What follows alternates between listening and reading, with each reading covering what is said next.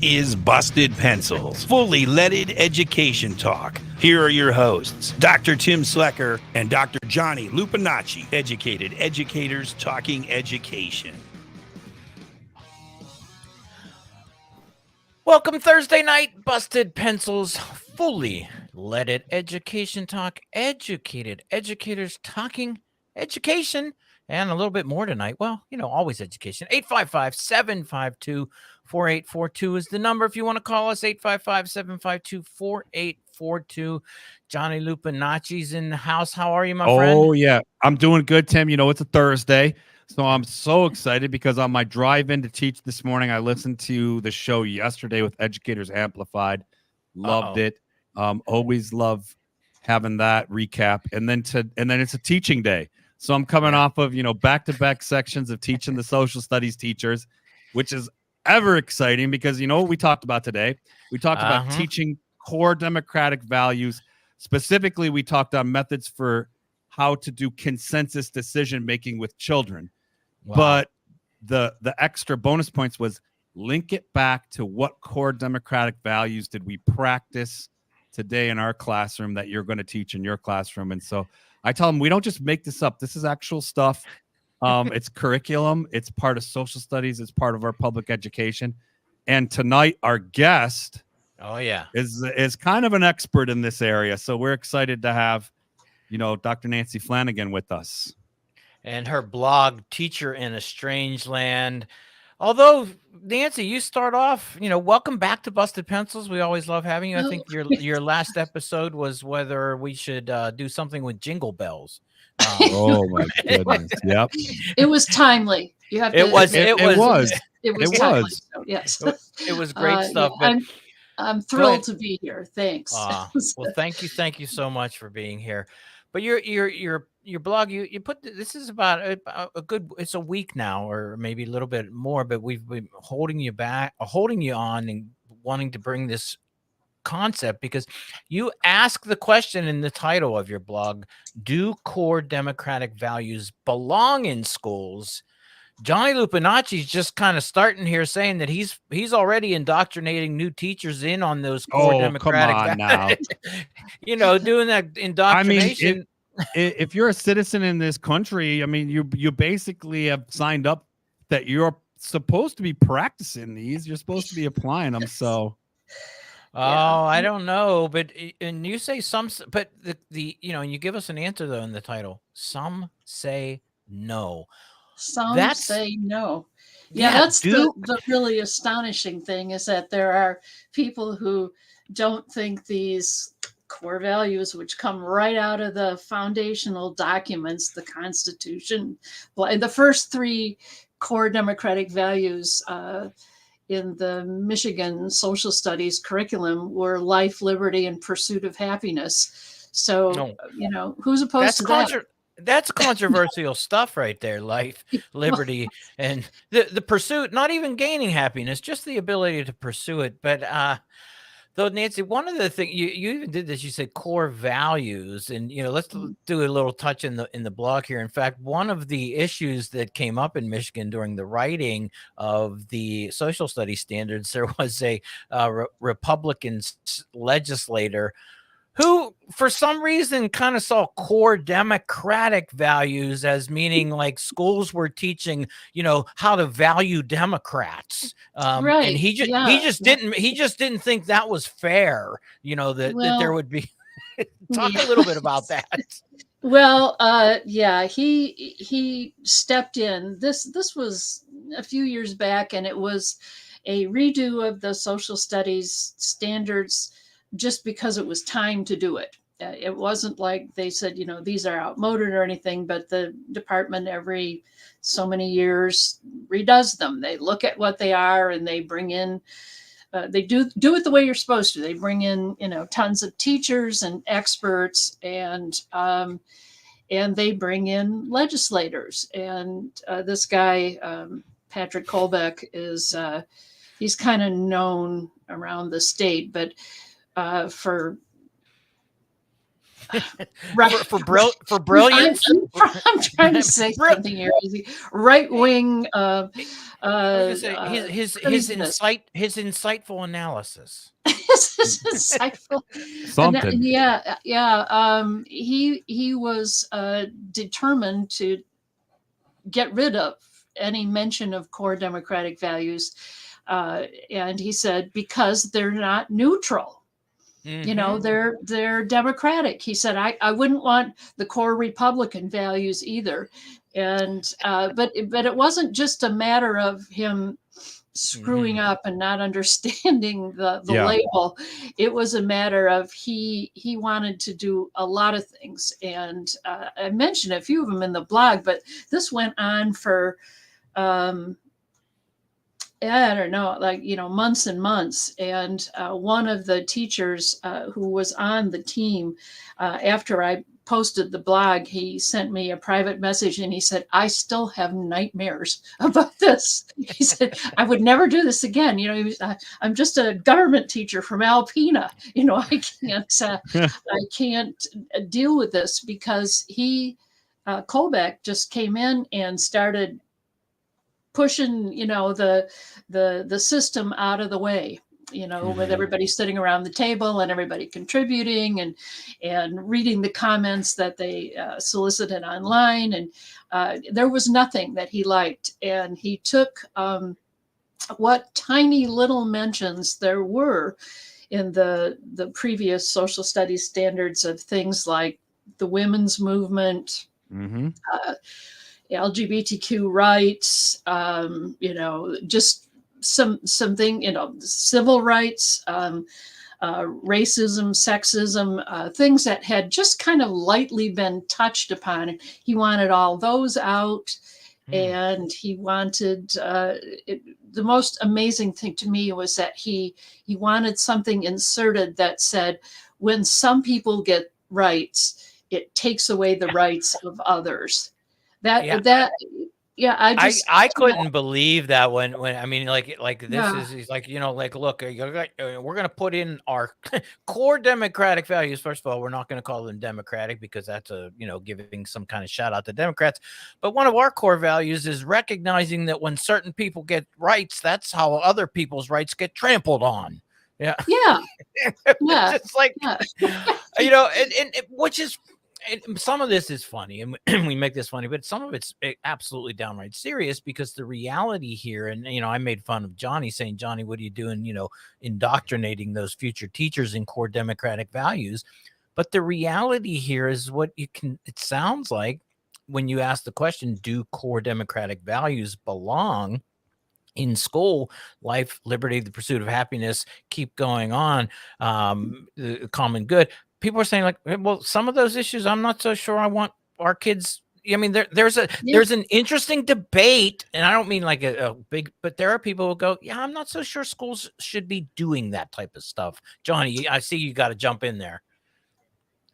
I mean, I can jump in, Tim. I mean, we did a whole show on my shtick on this. I mean, I love these, and I spend a lot of time with teachers discussing them, teaching them, learning them as adults together, talking about what democracy in actions look like, really going through how do we separate out democratic as an adjective from the noun, the Democrat Party, right? So how can we really understand these democratic values, linking them to primary documents as our Constitution, the Bill of Rights, even human rights and UN documents that, really help bring, like groundedness to why these values are not only values of the United States of America, but of places around the world striving to engage in democratic governance, not the Democrat Party. I think it's important that, like Nancy wrote about this, is talking about it, and that we're reminded that sometimes when we use those words, they have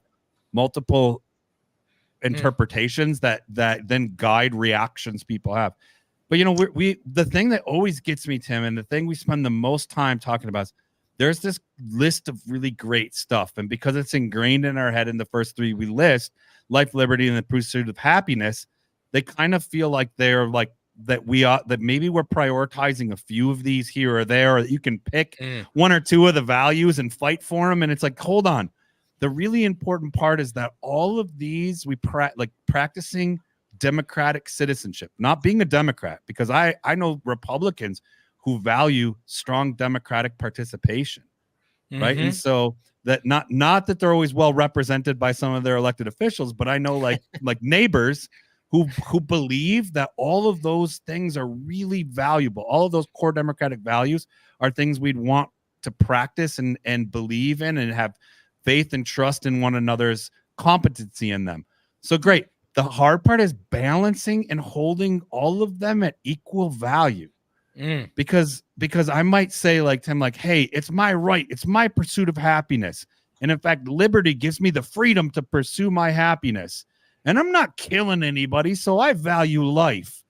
But it's not in the interest of the common good. Like you can't always get your way just because it's what makes you happy.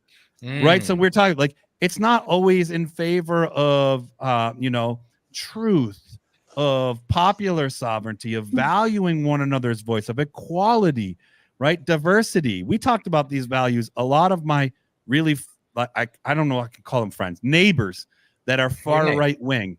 They always are saying, well, the liberals added diversity and equality to the, no, actually they've been here. They've been here. This is not new stuff. These values go back quite a ways and we can learn about them, but then also how to practice them and balance that they all are held at equal value. So you can't just pick patriotism, define it yourself, and run with it. You have to balance these out. You've done that. So let's just remind Nancy, I'm gonna just jump in because Johnny put them out there again, right? Life, liberty, pursuit of happiness, justice, the common good, equality, truth, diversity, popular sovereignty, and patriotism.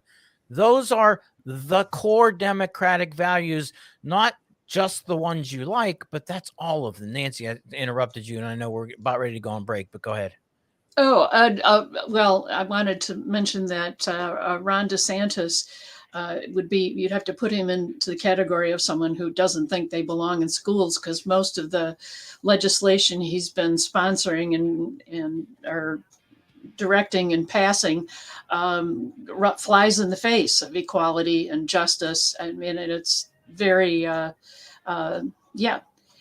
I think that though too, put that there, and we'll come back to that. Is that how many school what we're seeing now are actually going after and suppressing some of these core democratic values intentionally? Suppression, not lifting. It's busted pencils. It's fully leaded education talk. It's educated educators talking education.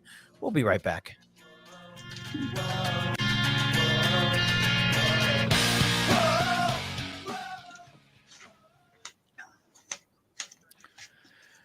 We're all still here, Nancy. This is just all the YouTube people and X people are seeing this now.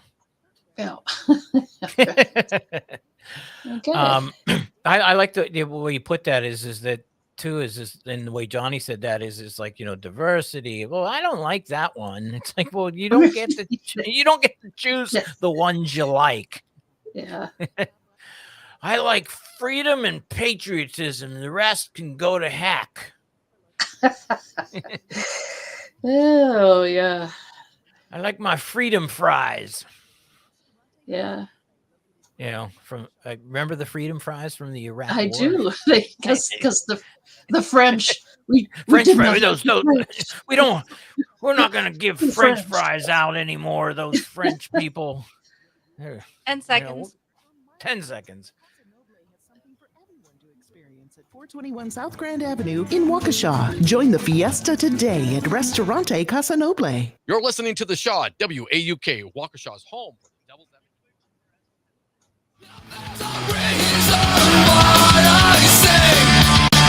There's always reasons why I sing, Johnny sings, our guests sing.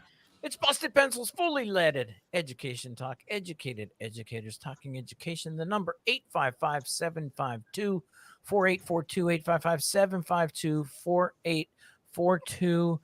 855-752-4842. Our guest, Nancy Flanagan, blogger, teacher in a Strange Land is the blog. Core democratic values. Should we be teaching them? Do they belong in schools? Some say no. And in fact, Johnny was going over them, and there's a whole list too. And just again, remind everybody: life, liberty, pursuit of happiness, justice, the common good, equality, truth, diversity, popular sovereignty, and patriotism. There's no debating that those are the core democratic values that have come across social studies standards in civics books for forever, right? I mean, the reality, though, is that we are seeing now, though, as you were saying, Nancy, right before the break, that there are actively pursuits to say, well, some of those maybe we don't really like that much. In public schools, we're not going to be the place, Johnny, right? I mean, you got to pick. What do you want? Do you want to teach? And this is what I think, Nancy was talking about. I mean, this is if we get to the crux of this, if you're against any of these, you're against all of these. It's an all or nothing. And so if you're starting to pick a few, then you're really just arguing for your version of, say, like Tim, if you pick 4 that you really like, you can call them, this is like Tim's democracy. This is like, it's a new version. It's a new kind. You probably can't even really use the word democratic and have these values. But if you pick a few of them, it's Tim's government. So now we're talking about many forms of despotism or authoritarianism, or, we get there. We've talked about it on this show, and guests have brought it up, like, dare we say, moving towards a more fascist state. And that's when you start to pick 1 or 2 of these and argue for them, or demand that they are focused on and priority, and you use force. That's fascism. Nancy, you made comment of that very early in the blog. Yeah. Yes. The one that I would isolate and highlight right now as being particularly difficult is truth. And mostly because there are so many sources. It's something like 45% of all people get most of their political news from social media, and kids, that's where they get truth. And truth is a really murky thing.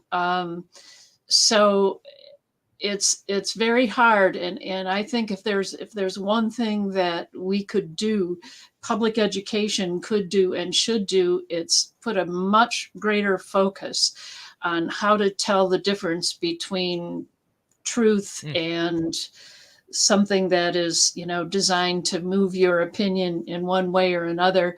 I see this all the time with the kids that I'm volunteering with, who are middle school kids. And these are kids who need an adult in their life. And the things that they think and they know and they believe are really, really frightening to me. And I think that's a major change from when the 3 of us were growing up, and I grew up before you did, but there was still truth out there, and it's really hard to recognize what's true and what's not. But you said that too, and it just reminded me, when I was a 5th grade teacher, fact and opinion, right? That was like it was like every 3rd reading lesson had the teaching the difference between fact and opinion. And guess what? There were right answers for being facts, and things were the right if you picked them as an opinion. And if you got a fact and you classified it as an opinion, I marked it wrong, because I was supposed to, and you say the alternative truths, all these different things, but recognizing truth. I think, though, maybe it's more this that you hear people going, I just don't like that truth. And so we're not going to teach that because I don't like that truth. And so, that truth makes me uncomfortable. It might be true, but it makes me uncomfortable. And you know what? The new legislation says that if you make me uncomfortable, I can complain. I just think about Johnny, right? Well, and to some degree, learning to put into practice these democratic values is sharing your dissent, is talking about different ways you're experiencing it, is acknowledging that maybe you have a different perspective or that you're getting information from a different place. But it's balanced out by the others too. I think Nancy's really dead on with like focusing. If we're going to talk about some of these, especially where the controversy seems to converge, this core value of truth is really in jeopardy. And it also it's a call to us to break it down, to talk about that it's part of why transparency is important, why trustworthiness of things you share, of decisions we make together as a group, or what we're learning in our classroom, why we build a trustworthiness around scientific consensus or around the body of knowledge that's out there on a particular issue, that we're not excluding that there are other views, but that we're saying, like, given like learning about all these things, we have to build a trustworthiness in the base of our experience from experts. And this is a time, like, I know, like Nancy, Tim, you both like, we're acknowledging it. This is a time where we're also battling as a culture, grappling with this notion of everybody's an expert if they can get on the internet. And so that's just simply not true. But we are struggling from it as a culture, because like there are certain things I learned to do in plumbing, working with master plumbers, that I know I don't really do that well, but I know they do. It's their profession, their expertise. They have a knowledge set. I might be able to look some stuff up on the internet, but I'm probably not going to be able to do it as well as an expert. So I need to build trust and truth and things in that kind of relationship. And it's all those ways where we begin to learn that it's okay to rely on one another. It's not a weakness. It's okay to recognize expertise in someone other than yourself, right? And to build strength in, there we go with the other core democratic value, diversity. Well, I was Like, going to say, in fact, things. that one, what you made me think about, truth and diversity, holding those two things together, as you said, constant, can create some friction. And Well, you know what? That's okay. Nancy, I say you're not right. Yeah. That's it. This is such a big thing. And, we started out talking about core democratic values as being part of an overall social studies curriculum, but really they're woven into everything. I taught instrumental music, instrumental and vocal music, and the core democratic values in the way you run your classroom, for one thing. But I'm thinking here about patriotism and how you teach kids, with their clarinets and their saxophones to play patriotic songs and to show up for the parade because, their uncles and their great uncles and their grandparents showed up for even bigger things, and what it means to respect that. And that was all woven into my curriculum too. And that's really important. It's not just a social studies thing. This is like David Laborie, and he talks about the three purposes of education, about democratic equality and job training and social mobility. Well, the key thing for me is democratic equality. If kids can't see that, we're not teaching anything at all about citizenship. It's not just BustED more pencils. Yeah, BustED pencils. We'll be right back after the break.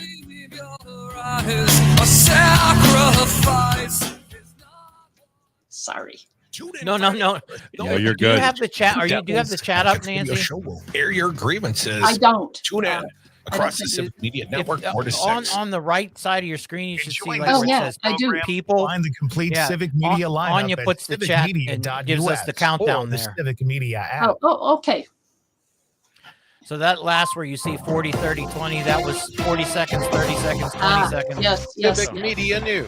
I'm And Terry this is Bell. the Here's longer what break, Wisconsin about needs 4 to minutes. know. So if anybody needs A former bathroom or Milwaukee water, go election get it official now. is found guilty Well, of that's right. election fraud. Halfway Jury point. says Kimberly Zapata used fake names to get a hold of military absentee ballots illegally. Her lawyer argued she was a whistleblower. Johnny, that was the loudest noise you've ever made just now. Was it? That little doot you just did, I was like, what's breaking? Oh, it's just, never mind. I have this whole different setup at this studio office, and I'm not sure. I think the mic is unidirectional, so like there's Yes. probably so I was probably lined up just right with it and give a hoot into it. Yeah. Some places that you would never expect. More with Evers on the I'm empowered. kind of jealous of this Caregiver mic, this though. I weekend want on it. Civic Media. I'm Terry Bell, Civic Media News. Now What's the here's what you model? need to know closer to home. It's a Rode Procaster. UK News. I'm Nice. Stuart J. Waddles.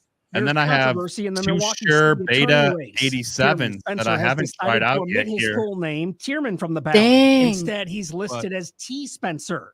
They State seem like Representative I've Evan Boyce used is challenging Spencer SM57 in and the I haven't city used attorney one of race. the SMB, those really like Journal industry Sentinel, and standard he thinks it Shures. might be an attempt to cause confusion. I want to buy In one, December, but the city they're inspector $500, general right? recommended So removing Tierman Spencer from office due to alleged but improper these betas, the I think your university use. A local school district is facing budget cuts with Your $1 million institution of in higher reductions education should approved. foot the bill for that, Last night, Lupinacci. staffing cuts were put in place. by No, the they don't. They River don't. This is all stuff before when I was going to have a regular podcast called retirements and Agents of resignations Change. of staff members. And then they Before the nixed it budget because cuts they came up after the were district worried about my budget political shortfall views of being too $3.5 representative of the million. entire college. They attributed to errors in accounting and So budgeting. I have this whole studio and I just use this stuff for our show. It's fine. WAUK News. These mics are Time to super ride slick. into spring Yeah. by listening to this sound local good. radio station. This is the one that Hallie and Joanna bought. Your chance to win That's a right. This is Okay, I step thought up it from looked ours, just like Tim. that This one. is like one step up from the ones you and I bought. in to win one of 2 grand prizes that include new bicycles, outdoor patio furniture, and a portable smoothie bullet blender with a total value of over $1,000. Get ready to ride $1,000. 31 trillion. radio. $31 trillion. $31 that trillion. the next group of kids isn't going to have in wages. Especially when you gamble. Hey, now. Last week, News Nation reported that Bruno Wait, Mars my favorite was Anya's bit on that show, and she was just like, is under if you contract. care so much about these lost wages and not putting them into ether, don't put them into ether. Give them to me. Going to take him Yeah, 5 Yeah. Like, Anyway, yes. I still mean the offer still stands. They're proud of the relationship they have with Mars, who is one of the world's most thrilling and dynamic performers. And I will say one of my proudest moments is fans of the royal family when I said continue to that be last concerned night, about the well-being Joel of Clayfish was in here to pre-record, and that got like a genuine like big chuckle out of him. The like then don't steal wages thing. Yeah, it was great. It was thank you. Just don't do it. She says No, you said, how about don't put them into the ether? Give them to me. Well, it's just you just right away. It's like, oh no, all the money in the bonfire we made is on fire. Why? Yeah. And it's like, why'd you build it? Yeah. Mm. 1 minute out. No callers yet today. I know. Yeah, what's like up? none come. I don't know. Man. We might have drove them all away, Tim. We were off the charts on Monday, was it, or Tuesday? I forget. I mean, we've been doing actually really pretty darn good. But like I said, I think Yes, last yeah. night we had a few callers last night. I don't think Johnny had the ability. Oh man, poor guy. He was answering the phone, and I could tell he was trying to tell us, but like he was just It was like one of those when you 30 like watch seconds. someone plugging the holes in the leaks all I over know, the place. right? Yep, I can imagine. He did good. He did really good. He but- did great. I told Anya that you could see the stress on his face. Yeah, totally. And we were not making it easy for him. No, that's all 4 of us at once. Weekday afternoons from 4 until 5 6 seconds. on the Shaw.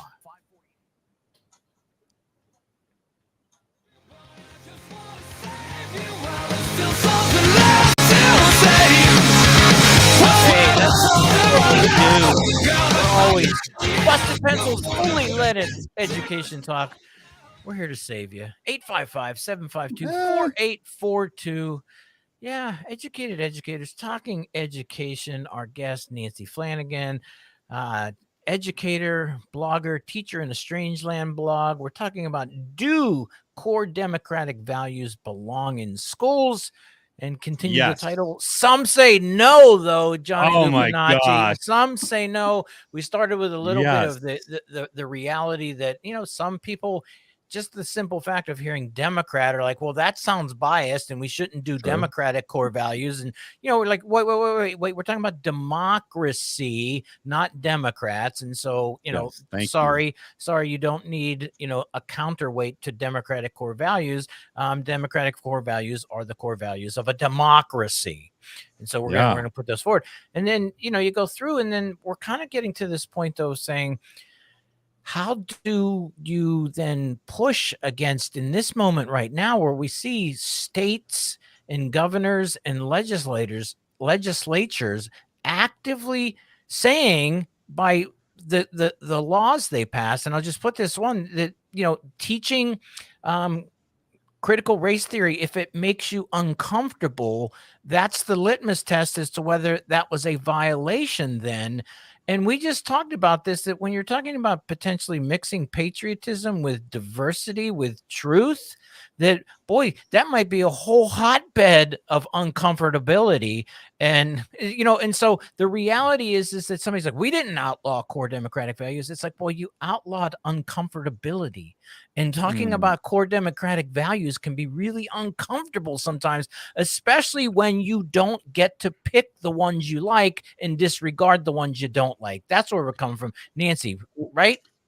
I had a comment on the blog from a commenter that I didn't recognize. Usually people who comment on my blog have been there before, and I can kind of figure it out. This was an entirely new one, and it said, should parents be able to control which core democratic values that our children learn about? And, I wrote back saying parents have always had the right to pull their kids out of anything they want. But as part of the curriculum, that which we, push out to all the students, no. I mean, parents can't say at our school, we're not learning about justice and, truth, it's gone. You just can't do that. They're a set. They're interactive, and they depend on each other. And if you don't want your kid to hear about equality, well, then I guess they can go to the office and write a worksheet. But and then the guy came back and asked again about, well, do parents have any rights over any of this? And it was like, I already told you, yes. If you don't want your kid to learn about popular sovereignty, okay, or patriotism or whatever it is, but the other kids get to have that. It's central to everything, Johnny, that we teach. This reminds me, Johnny, of our conversations we've had with our own astrophysicist, Dr. Ethan Siegel, where he very much would say, and very much in support of what Nancy said, well, no, when it comes to issues of scientific truth, he would say, he's like, no, you don't get to opt out of that. If you want to opt out of that, go to a private school. He goes, but if you're going to send your kids to public schools, there are certain things you don't get to opt out of. And he was very direct about that. And so core democratic values, I guess you technically have the right to pull your kids out of that, but you do not, Johnny, you put it up there. You do not have the right. Go ahead. This is a distraction argument, because I know you're going to even go to a public school. You're going to go to a private school. You're going to go to the best schools. You're going to find that they're actually doing democratic classrooms and they're teaching democracy.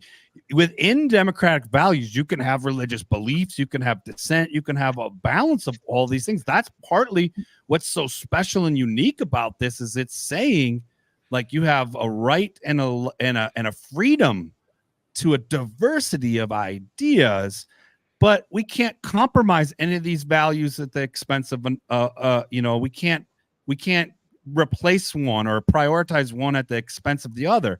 So, like, you can be uncomfortable, Tim, and you can say, well, it's my right, to express that I'm not comfortable, but you can't say what would make me comfortable is if we got rid of all these other ideas and just did the ones that I'm comfortable with. Now you're threatening diversity, truth, all of these other core democratic values. So they often get pitched as something that, like, belong. They are essential to a democracy, and public education has a service role in ensuring that its citizenry have that. But I'm gonna let the cat out of the bag. They're often found also in private institutions because they are values. So they don't belong to Democrats or to Republicans only. They don't belong to religious private schools. They don't belong to, elite academies only. They don't belong to higher ed and not elementaries. This is part of anywhere we gather. They can even be family values align oftentimes with core democratic values. These are things that we prioritize as a government and ensure happen in our public schools. So I do like when Dr. Ethan Siegel comes on and he says, look, if you don't want to do this, then don't participate in public schools. But this is a role public schools play. Yes.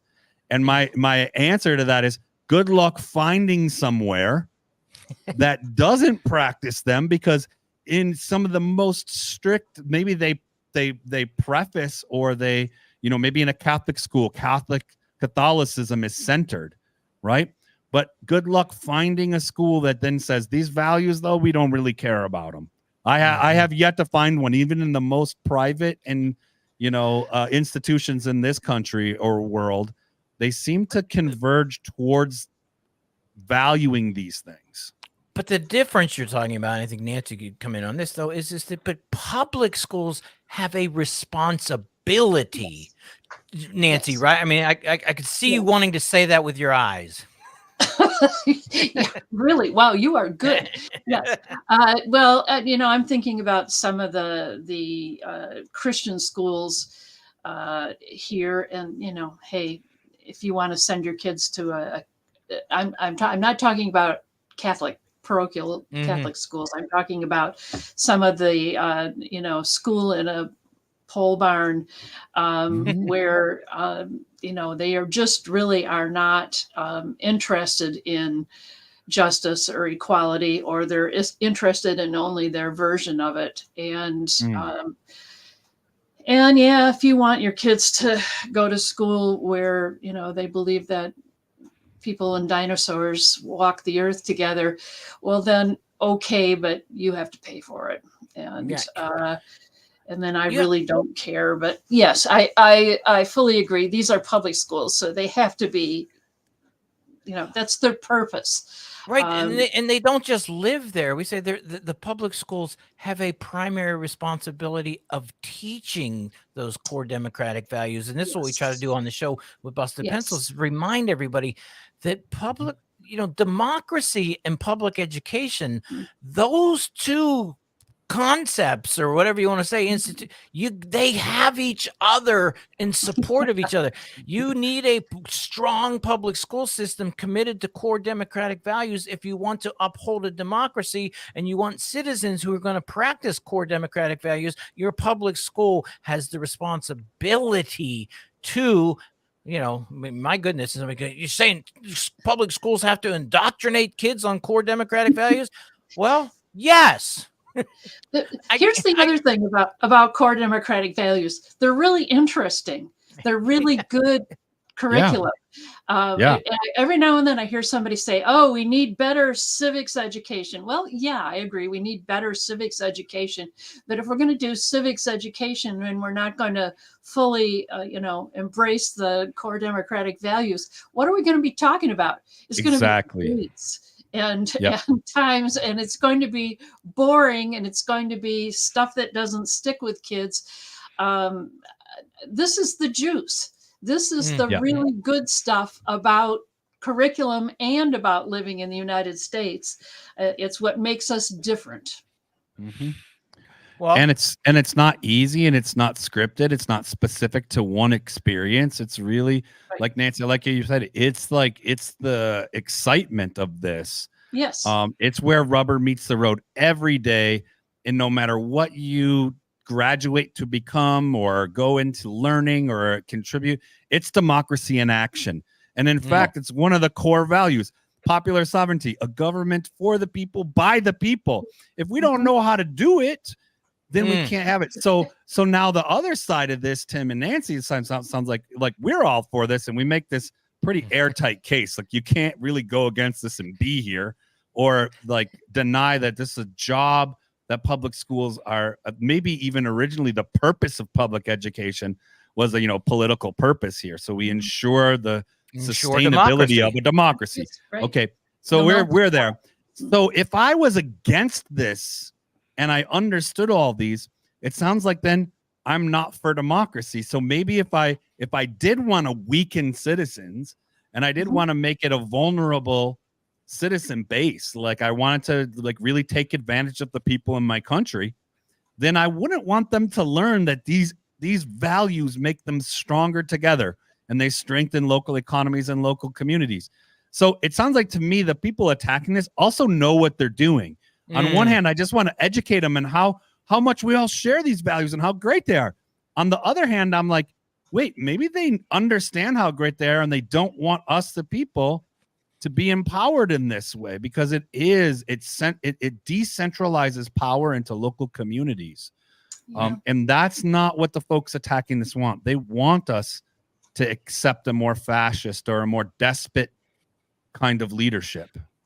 No, I think Nancy was in agreement there too. I mean, you talked about, let's look to a lot of, particularly the red states right now that are really doing a full court press on saying core democratic values. Well, diversity. No, diversity makes us uncomfortable. We're not going to allow that. Nancy, go ahead there. Make it harder for people to vote because we don't like the way these people are voting. They're ill-informed. They don't agree with us, and it's I started that blog out by saying I try not to to say, I try not to go directly to Hitler, with these blogs. Sure. These days it is frightening to me, and I just read this book by Rachel Bitecofer called Hit 'em Where It Hurts. And she said she used to feel that way too, that you really couldn't, press too hard. You couldn't call people names, but if we don't, bad things can happen. Yes. Well, yeah.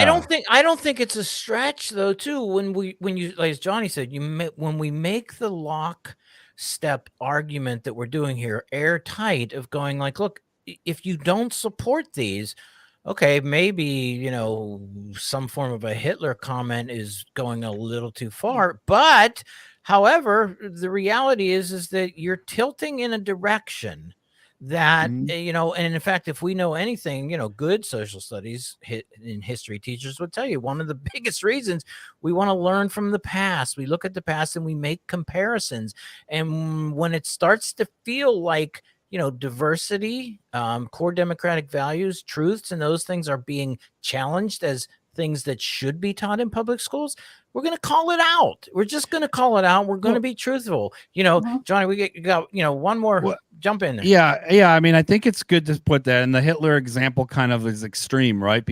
But what's not extreme is bringing it back to the fact that, like, if something is by definition moving towards a dictatorship, remember, we can have benevolent dictators. You can have a good king, but is it really the system we want? Because you could also have a bad king. And Hitler happened to be a bad dictator. And I kind of think all dictators probably are not the best way to go. But if we don't know how to name those things or understand them, then we're vulnerable to, like you said, repeating mistakes of the past. It's Nancy Flanagan. The blog is Teacher in a Strange Land. Nancy, thank you for busting pencils. Thank you. It was Johnny fun. and Tim. We'll break it down when we get back. Thanks, guys. Thank you, Nancy. Oh, yeah. Thank you always. Enjoy the beautiful place where you live. Anytime. We'll see you later. See ya. Bye-bye. Should have no say at all. Tim, sorry I cut you early there. I thought you were all wrapped up. It was all right. You got it. To keep politicians out of our He was. Then he just said, Tim and Johnny. I was like, Well, it's not over till he says Tim and Johnny. So I should have waited. It was okay. I think where you caught it, it will sound great for re-listening to. Yeah. Oh yeah, it'll sound fine. I just apologize. I hate to cut you off, and then you start talking, and you're like, "Oh, my mic's dead." So I'm sorry about that. That's all right. Anya, we're so spoiled. We're so spoiled by you. Like, we just know You're a little how bad spoiled, it could be. We know how bad it could be. It could be so much worse. Oh yeah. Oh man, I keep seeing the fear in Johnny's eyes last night. Oh, no. All right, 10 seconds out. Thank you for fighting back against extreme abortion bans. Paid for by A Better Wisconsin Together, Inc.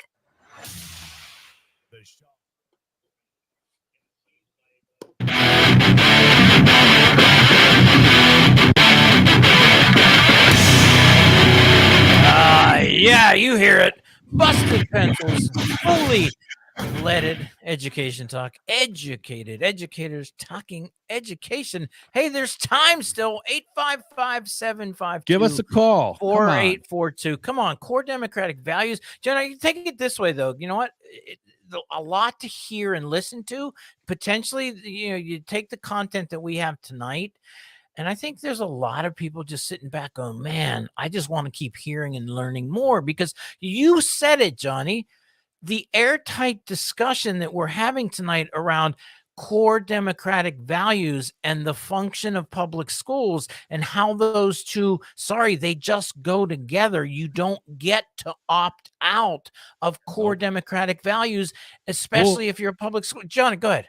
Well, yeah, we said this. We remember a couple weeks ago. It feels like now. We talked about what are the three characteristics or tenets or conditions for something to be categorized as democratic, not the Democrat Party, not the Democratic Party, but to be say this is a democratic organization, or we live in a democratic country, right? Or we are organizing under the precipice of or principles of democracy. One, everybody has a voice and that voice is valued. Two, everybody has a right and responsibility to participate in decision making.